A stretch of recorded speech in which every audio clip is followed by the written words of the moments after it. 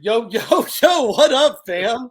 What's going on, guys? Already, we've had more fun on the pregame show host talk than I think I've ever had. I'm just saying this. This is episode 24, Collectin and Connectin podcast. We have a great guest today, a man whose beard almost looks as good as mine does. But let's introduce the normal, famous people that's really hard to get their autograph. He's changing his name every time here. We got Glenjamin. Glenjamin. It's like Benjamin, but Glenjamin. Who's formerly known as, Glenjamin. I like Glenjamin. Yeah, Glenjamin's horrible, so we'll cut that in post-broadcasting situation analyst. We got the man, 3-ball 34 himself, the man who's amazing at free throws. And last but not least, we have the man, not just famous in Top Shot community, but also like if you drink and you like seltzers, this guy is pretty infamous. If you like the movie Karate Kid, you got to watch his videos. We're going to touch on that a little later. But we got the Hammer himself, Joey Hammer. How are you doing today, buddy? Let's up and go. Let's go. That's right. Woo! Just like that lamp behind you. Let's up and go. Can we curse on this? Is this family friendly? I think you have to be 18 to watch it. So make yourself comfortable. There we go. Buckle up, fuckers. Yeah, you're definitely not from the South. I can tell you that right now. You get your butt whipped. We got a Philly 76ers fan. I'm excited. This is going to be fun. That's right, Glenn. Coming for you, bud. See you. Mr. Penn State. Let's just sit back and let these two go at it. Oh, my God. I'm so excited. It's like the bearded man versus the non-bearded wannabe bearded man. I almost took a picture. I didn't shave for about 10 days. I wanted to take a picture and send it to you, but and it looked like you had never grown facial hair ever. Still, I can grow facial hair. There's hair all over my body. Just I don't want to hear about that. Let's push the basketball. Talk to Treaticus. Send him your videos of your hairy body. We'll go from there. He's got some already. No, speaking of Treaticus, speaking of Joey Hammer, this picture is posted, the Wolf Pack. I think that's how you know most of these guys. Look at those biceps, bro. You guys were in a group together before C&C. Is that right? Sure. Good old Wolf Pack. That's how I guess you could say I got addicted to fucking Top Shot. Oh, love it.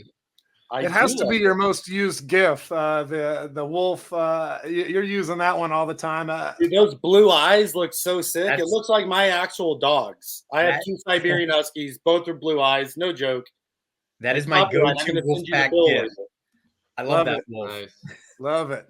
So we don't live that far apart because I'm in Jersey. You're probably like an hour and a half away or less. Don't tell him because he will show up. Come on, baby. I want to drink with him. Let's get together. That's it. We're gonna meet halfway. We're gonna have. Absolutely can. Let's take some pictures. You can actually get LFG Seltzer throughout the state of New Jersey. It's one of the states we actually do have whole state distribution in. Let's cut right to the chase. Our guy here has started a seltzer company. You've heard LFG come out a couple times already in the episode. He's already pretty jacked about it. Tell us a little bit about this seltzer company.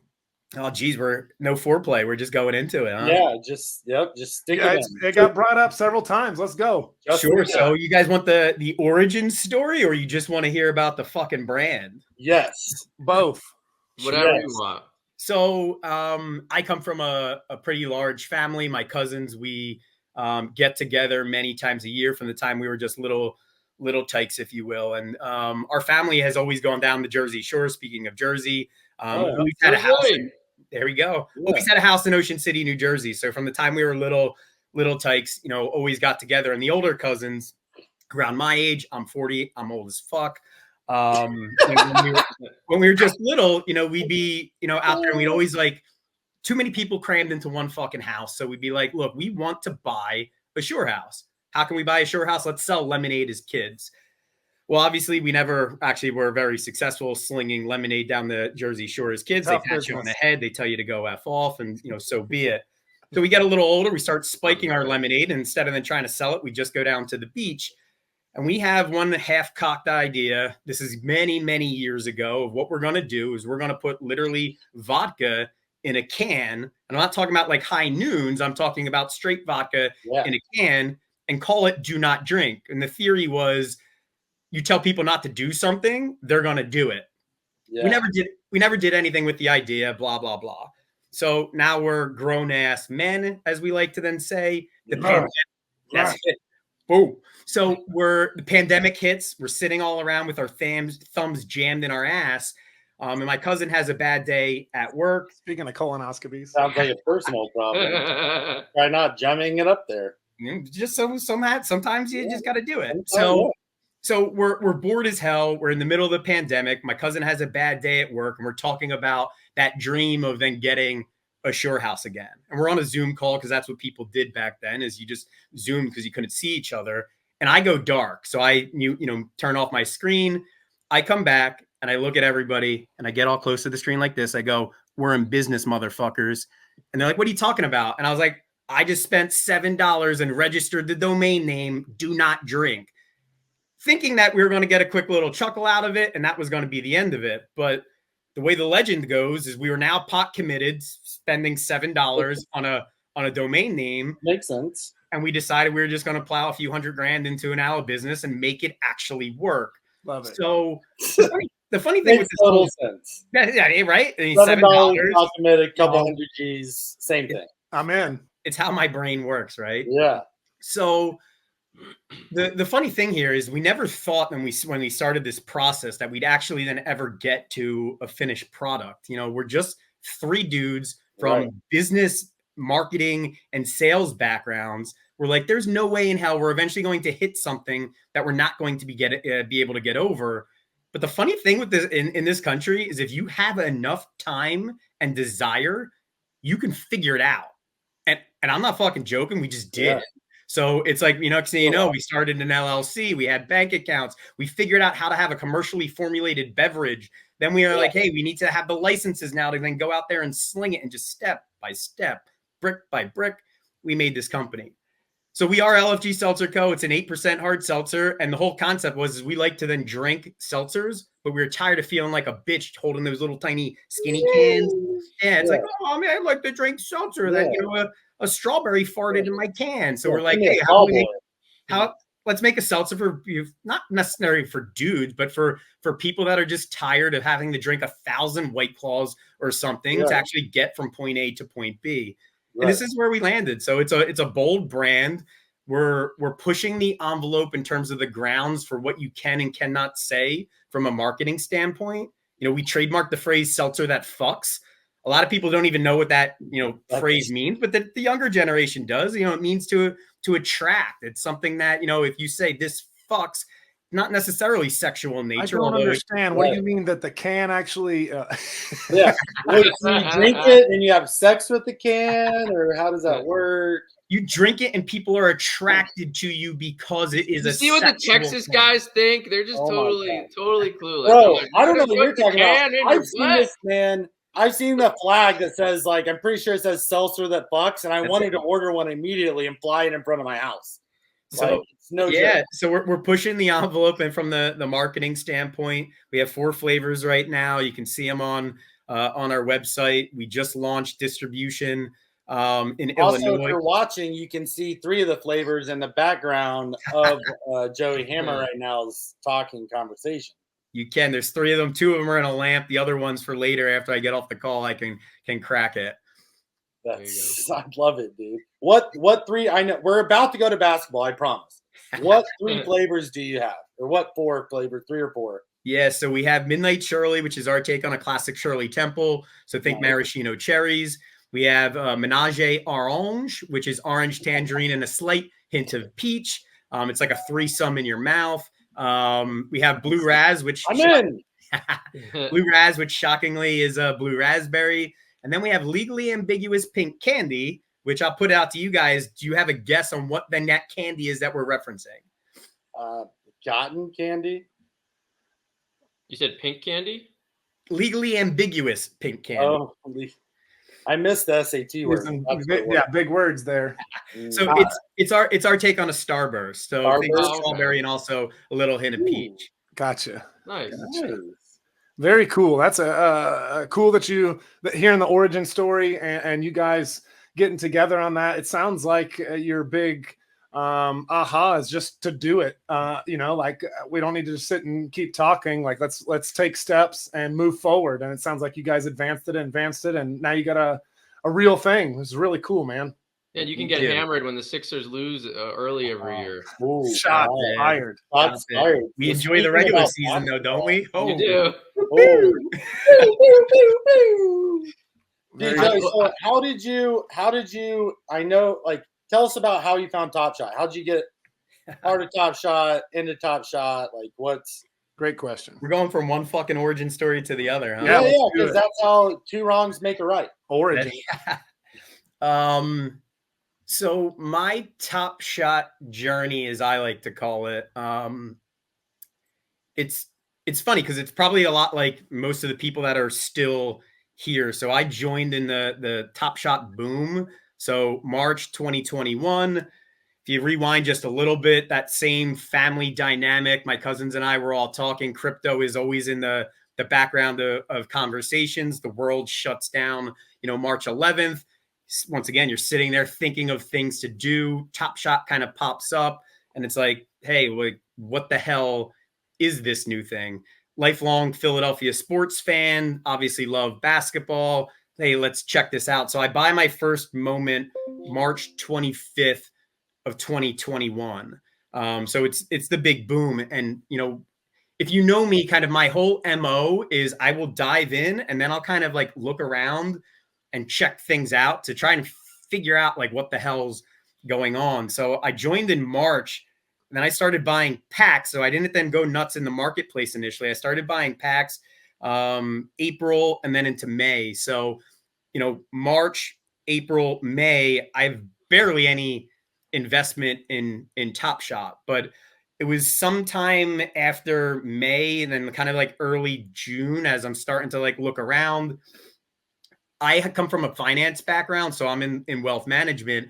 And if you go back to the early days where like the big tool was evaluate market, and it was really like it looked like a stock ticker. Yeah. Like everything was kind of stock oriented, everything was charts and graphs, and that really then sucked me into the whole realm. And very early on, I came up with my Top Shot thesis, which was I personally think basketball is probably the fastest growing global game in terms of like equal distribution from talent, where it used to be like the US is kind of just completely dominating the talent end of things. And now you're seeing from a global standpoint, talent is now popping up all over the world. And that's then attracting the additional, global attention to it. So it was Top Shot, basketball, huge growing game. B, it was collecting for me is human nature. It's just what people do, whether it's just gathering nuts and shit like the early caveman, or it's now just collecting things. Like, not to be a complete nerd, but I used to collect turtles when I was a little kid, and like we all like probably have ones or like fake ones or both. Fake ones, just little fucking like turtle statues. I didn't know if you had 40 turtles running around the backyard. I was just wondering. No, so it was then collecting is human nature, and then it was finally, and this is probably the biggest one, is the continued shift from physical to digital, and I think that's where everything is specifically going. And if you kind of then take those three prongs, Top Shot is then a natural evolution. It's not the if, it's the when.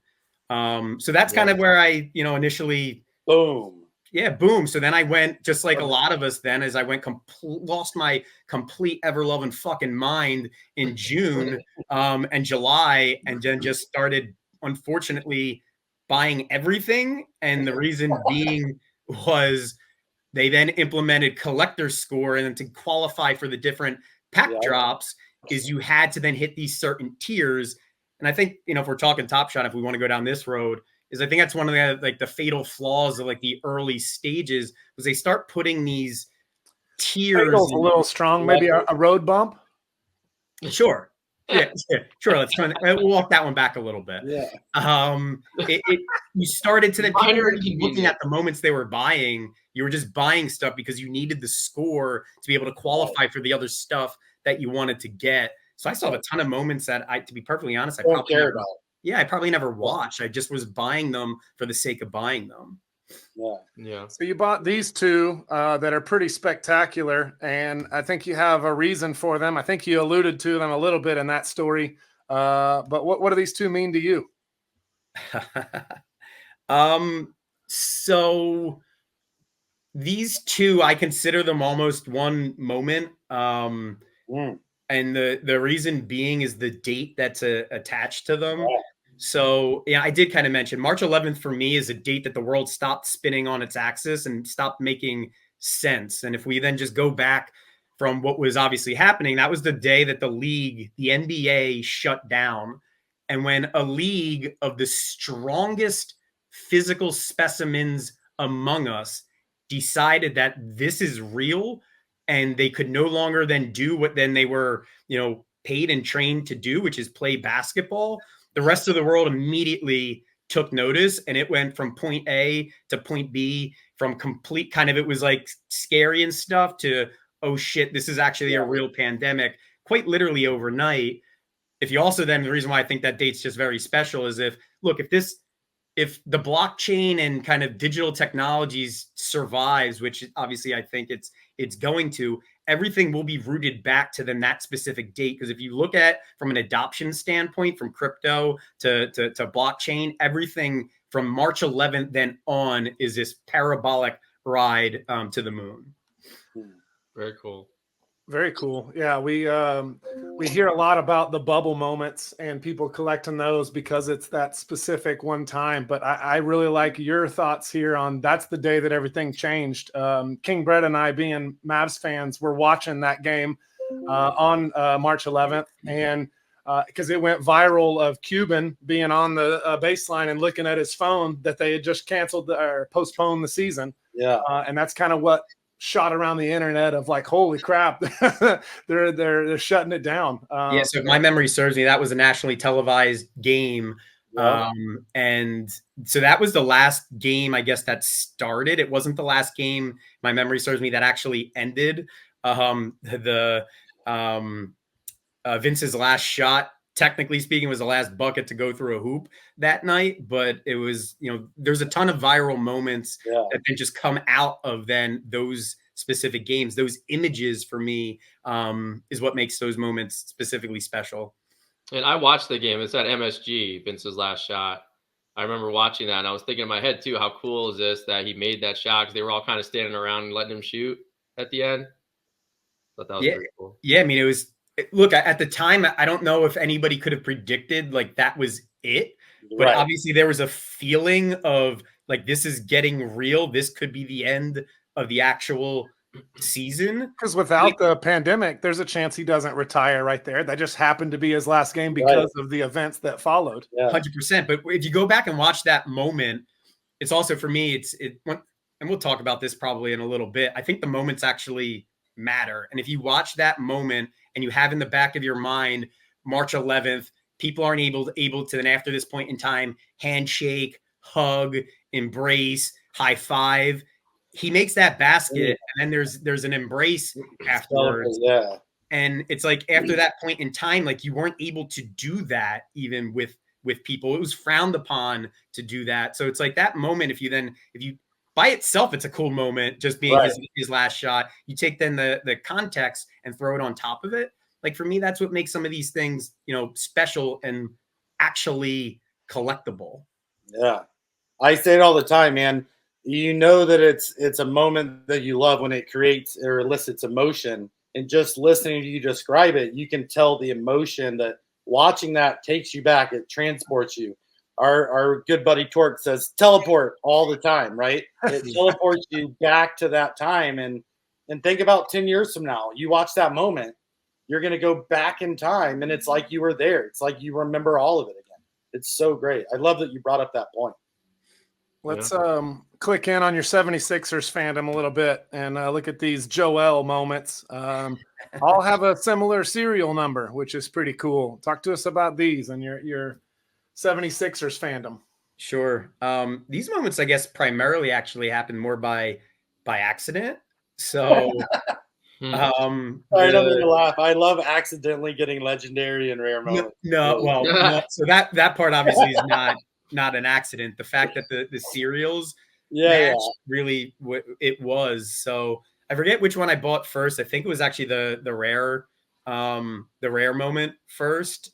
Paid out the ass for it because it was in different times. And it just then so happened when I was in the market then for buying the legendary version of it was serial 18.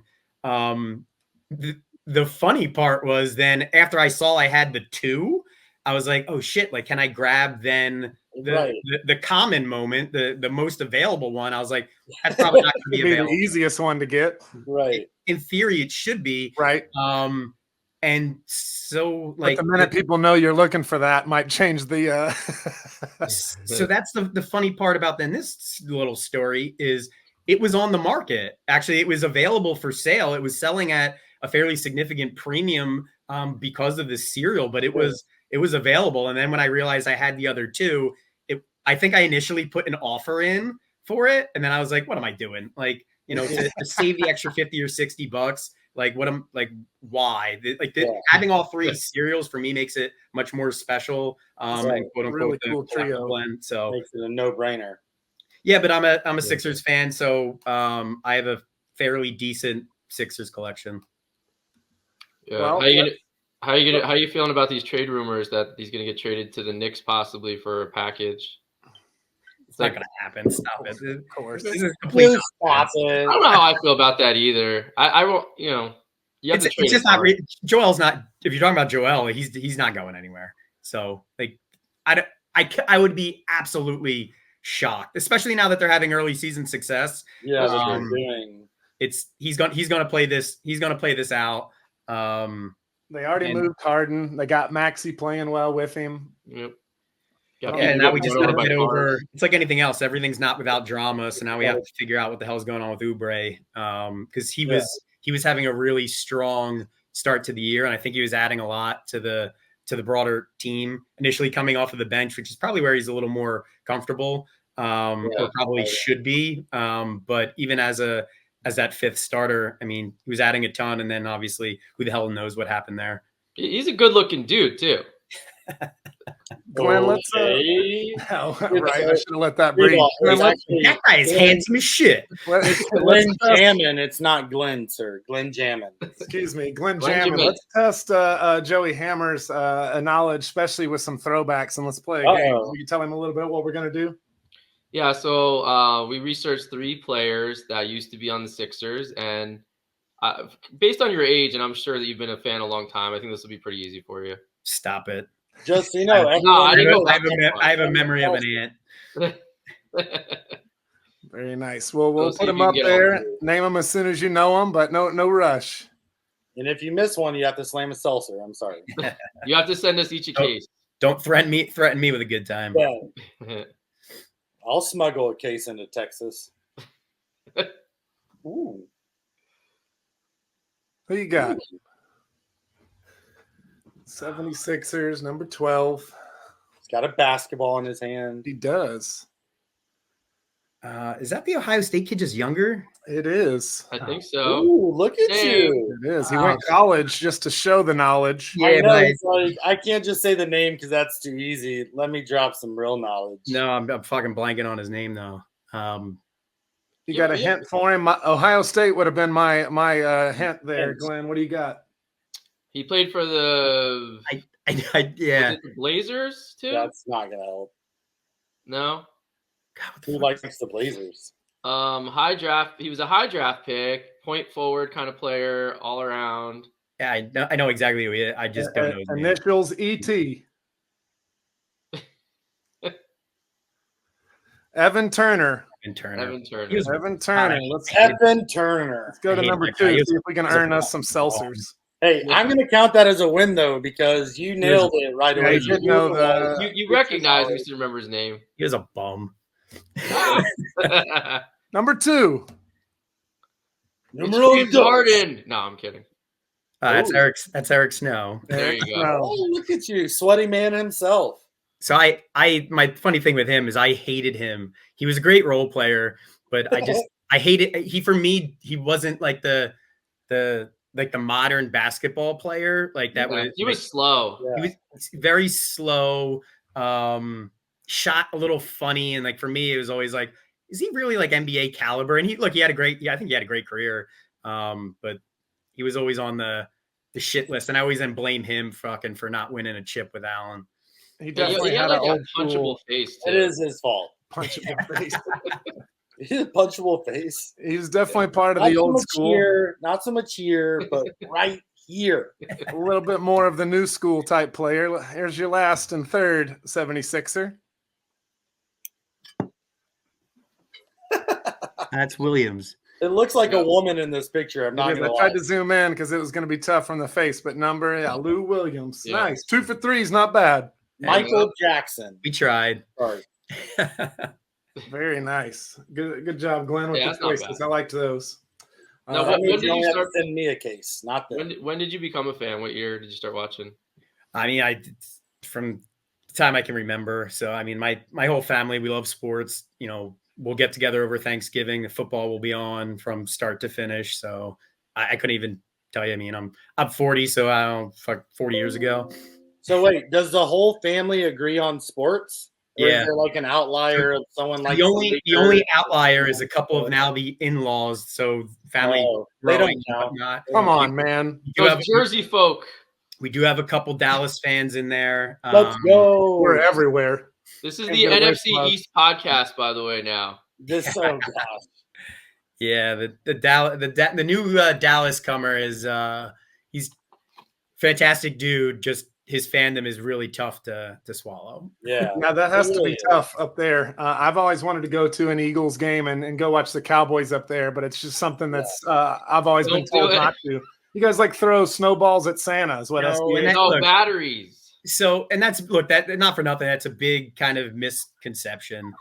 You can be a fan there. You just can't be an asshole fan there. You can stand up. You can cheer. It's like if you start Just don't to wear your gear. Yeah, you can wear your gear. Of course, they wear their gear.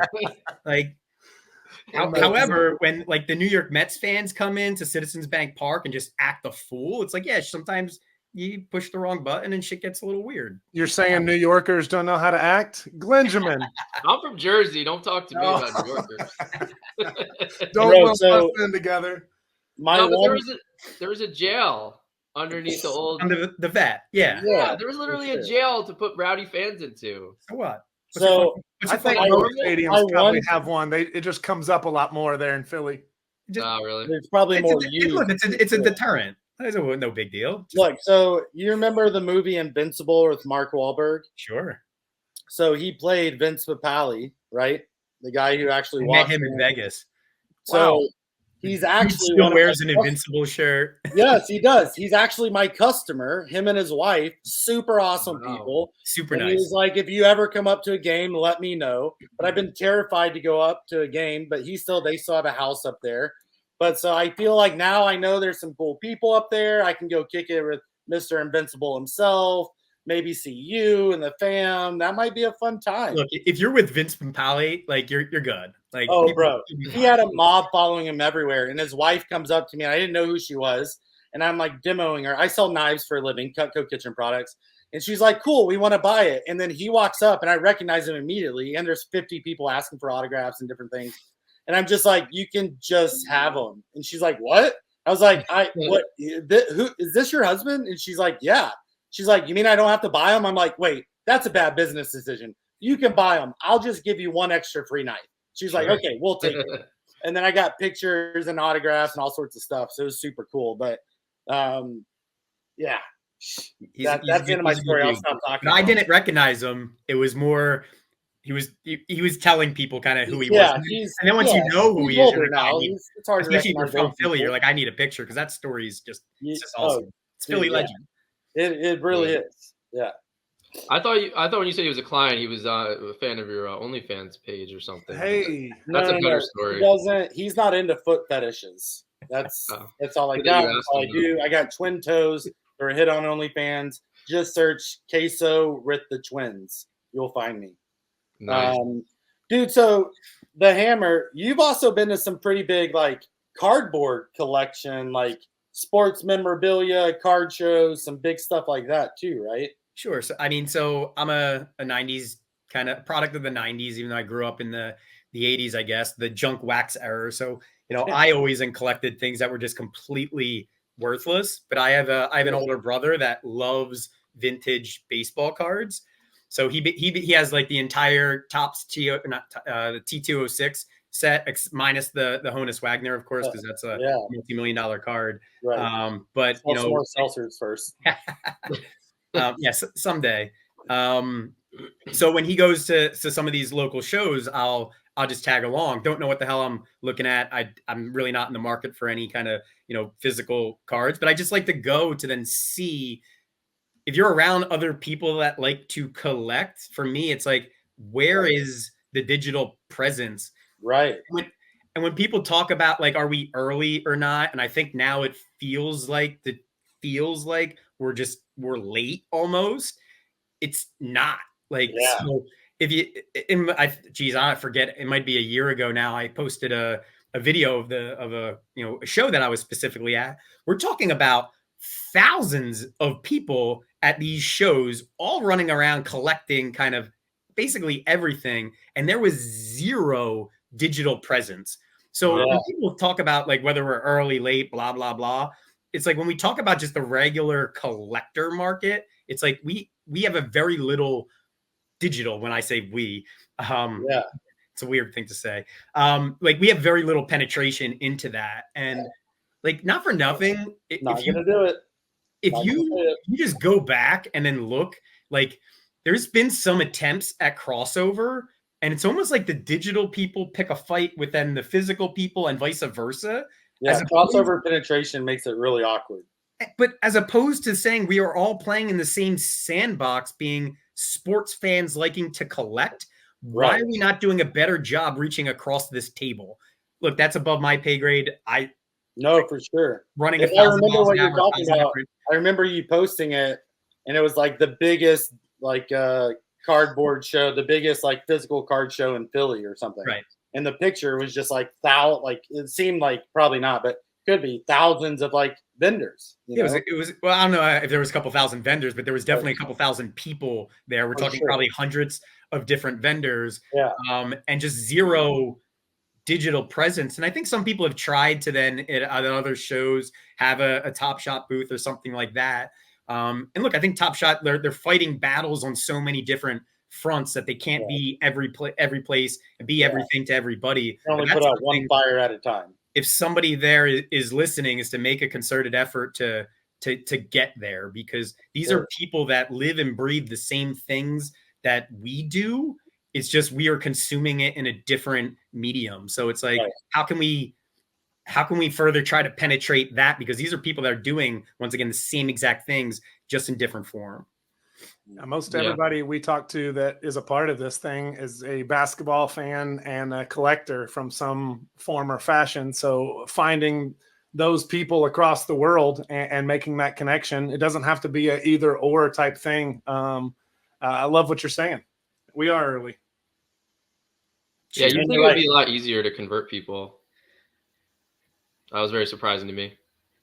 Yeah, I don't know how much of an effort though has been made. It's like, sure, it's just kind of being put out there, but once again, if you're not at these shows being like, we are one of you, it's we are coming at it from just a different angle, almost being we are trying to compete with you, and that is not the reality of what is happening here. This is a symbiotic relationship, side by side. You know, they refer to kind of card collecting as like the hobby. Like if you can then just continue to expand the hobby, bringing more people in, the next generation. Like on my post, I made a comment, like somebody was like, hey, shitbag, like, no, people want to have physical cards. And my response was, yes, people do like physical things. But the one thing I can tell you, I got two young kids in school. These kids are on fucking devices almost 24/7 now. So if we don't think that then this shift from physical to digital is real and is taking place, like, you know, pardon me, boomer, like just take a deep breath. Like this is where things are going. Can both exist? 100%. Like it doesn't need like to. Prime example, like you're not going to take your Honus Wagner card out to the playground and show all your friends, but I can pop open my phone and show my moment of my Honus Wagner card, right? Or of my moment, or of my favorite player, or whatever. Well, Brett, to be fair, you're not allowed anywhere near a school or a playground, but that's another story. But I think showing off the many things I moment wanna is say, definitely the Trevor. significant part there. You want to be able to show, like, for instance, if you think about our grandparents giving up all their photo albums and the pictures on the wall to now have a digital frame of a rotating picture, that was really hard for them to make that change, but eventually it happens. Sure. I think it's just something that we have to keep moving forward. Series 2 and Series 3, it felt like there was a couple outreach programs at a card collector here and there, NBA games, doing different things, and it just felt like the product wasn't ready because people would give pushback. So now in Series 4, they've really focused on the product and improving it and making it better. And I think we're on our way. Yeah, I don't disagree with that at all.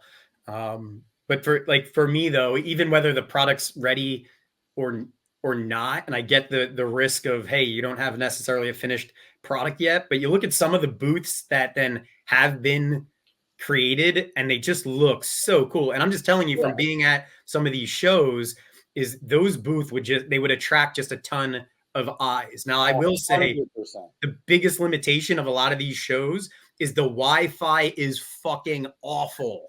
Yeah. And what we know about just the space that we live in without the internet, the product That's a make or break. Yeah. So there's some limitations in those types of things. Logistics to figure out, but the possibilities are there, and it's the market we want to be in, and it's the fans that we want already. And it's the fans that we know would love our product already, but it's the old school and not really. I think it's a lot of not just knowing and the education about NFT, what this is, what a Top Shot collectible is, what a moment is, how it works. It's just there's so many people that still, Three Ball and I talk about this all the time. There's so many people that have no clue. There's so many people that aren't even on Twitter that don't know unless you're in a Discord finding out what's going on. There's only so many people in Discord. Like there's millions upon millions of people, and we've said it several times. We are still early. We're in beta still. You know, all four of us have had years of baby steps and learning along the way, and you try to teach all that to a person in a conversation is going to be pretty tough. Yeah, I don't understand the resistance though. I mean, even right now we're on a call, all four of us together but we're in our own houses. What if you're old school and you say, no, I want to get together in person instead? It's just everything advances, everything changes, and maybe people are just resistant to change at this point. No one's like that, Glenn. Nobody is stuck in their ways and doesn't like change, especially down here in Texas. That never happens. Yeah, we are our own country, by the way. Just letting you know. Yeah, but that's where it's going. I mean, the video games, they have the NFTs or you have an exclusive skin for your gun or your armor, and people are spending money and selling them. I mean, it's not going anywhere. Sorry, I got excited. I heard you say video game numbers, and I started thinking about moment by moment. There's a couple people here that have that video game number set. Raise your hand. Nice. Yeah. Come on, Joe, you had a post out there like, why did I collect video game numbers? And it's just a picture of the Embiid moment or whatever. And I was just like, yes, let's go. So I initially wasn't going to collect that until Embiid was in it. Yeah. And it was, look, I think a lot of times we all make a little more out of something than we should. And it's like, if you want something, buy it. And for me, that's what it was with that specific set was I want this moment. This moment for me was cool as shit. I think that once again, as history then evolves and tells the story of that season, for me, that was the game that Joel then locked up his MVP candidate. And you can argue whether he deserved it or not, blah, blah, blah, blah, blah. But he dominated Jokic in that game. And yada, for me, yada, yada, MVP. So look, I think the moment was cool. And my post was simply saying, why did I buy this? Because I wanted the fucking moment. It wasn't a token to me. It wasn't I wanted a set to get a reward and play this stupid game that we all play. Unfortunately, it was I wanted the fucking moment. So Joey Hammer bought it. That's right. It's a great set, though. Come on. I think it's a very cool set. But that's the argument of collective love. Like he saw a moment that he had to have because of his fandom, and he went and got it, no matter any other reasons. He did talk in the third person with Joey had to go get it, which I did like. But I mean, I love that. I was like, he's talking about his multi. What Joey wants, Joey goes and gets. The hammer speaks, and he acts.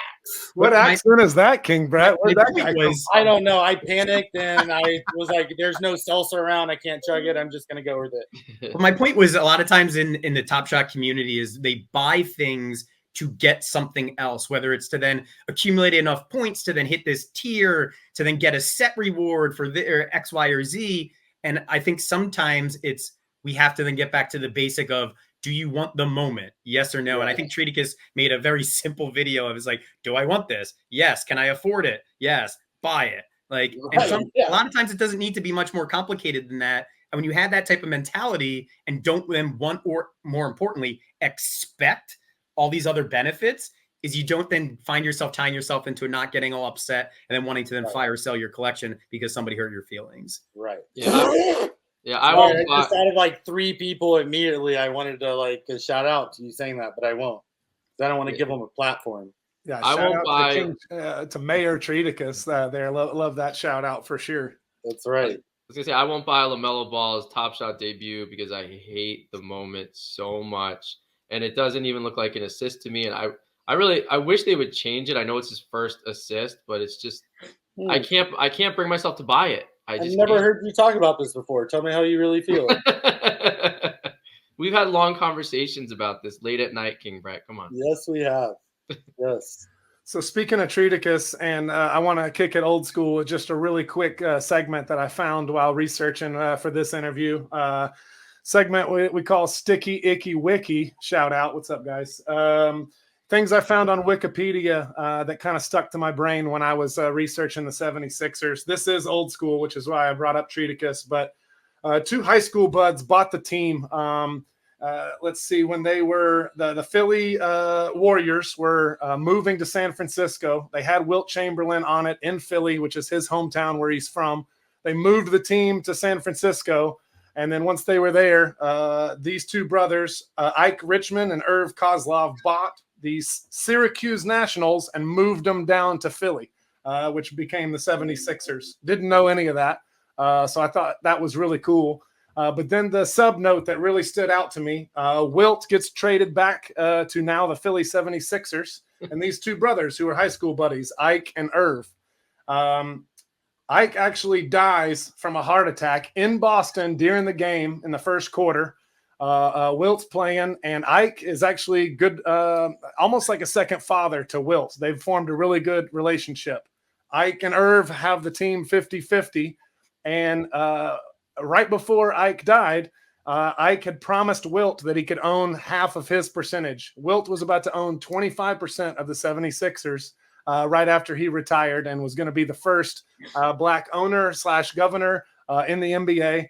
Ike dies on the sidelines, and there's no written agreement of this, and Wilt never owns the team. And Irv basically says that that's not true. Do you know about any of this stuff, Joey? Am I just talking out of my ass? Where did this come from? I have no idea, but that is an incredibly fascinating story. It's blowing my mind, dude. I had never heard about any of that. I knew that the Warriors were in Philly first, and then they moved out there, but that's the only part I knew. I didn't know about the Syracuse team getting brought down that become the 76ers, and then had no idea that Wilt was going to be a quarter owner. Really cool story. Sucks for Wilt because that would have been really cool for him to get to that, but that would be the reason that he leaves right after the 81 season. I mean, he had a pretty good life. I think he was okay. He did really well, but I mean, that would have to have ownership in the NBA at that early. That would have changed the game. No, you're right. I'm just saying, the things that he's known for on and off the court. I'm sure he had a pretty good life. That's all. Fascinating story, and it just goes to show you the importance of legal documentation, if you will, because if it's not written, it's just and something catastrophic happens, it's not. It would end up, I see, up to then the next generation that was inheriting it to then know that story and say this was dad's wishes, and then rightfully provide that benefit, which it sounds like obviously didn't happen. So fascinating story. Thanks for sharing. For sure. Cool. Put that on the blockchain and have it live forever. Yeah. Awesome. Well, Joey, man, this is fantastic connecting and hanging out with you. Time flew. I wish we could hang out a little bit longer. We'll have to have you back, bud. Cheers. Cheers for sure. LFG Seltzer, 76ers, Go. brotherly love. This is so much fun, man. Can we see that can again? Yeah, let's see it up close. Hey, look at that branding. What's up? There it is. Cool. Espionage Orange. Make sure you get you a case sent to the house or go stop by if you. SeltzerThatFucks.com. Give it to me. I was talking over. What'd you say? It's at SeltzerThatFucks.com. Hell yeah. We're shipping to 45 states right now. So we are in New Jersey, California, Ohio, and Illinois, also South Carolina. So if you live in any of those states, you can actually then get it in state. Otherwise, SeltzerThatFucks.com, and you can have it shipped to 45 different states. Wait, before we go, Joey, what is your prediction for the Sixers this year? I didn't get to ask you that. Where do they end up? Oh, Jesus Christ. Well, obviously, we know they're going to have a fantastic regular season. We know that they're going to win their first round matchup, whoever the fuck that's against. And likely, like it just always fucking happens, we will get bounced in the second round. I think the Knicks might go further than them this year, but that's all he wanted to say. Joey, appreciate you. All right, Glenn, Sixers come out of the East. Suck it, Glenn. We're wrapping up just like that. Appreciate you guys. Hardened. Keep collecting and connecting. King Brett, appreciate you. See you.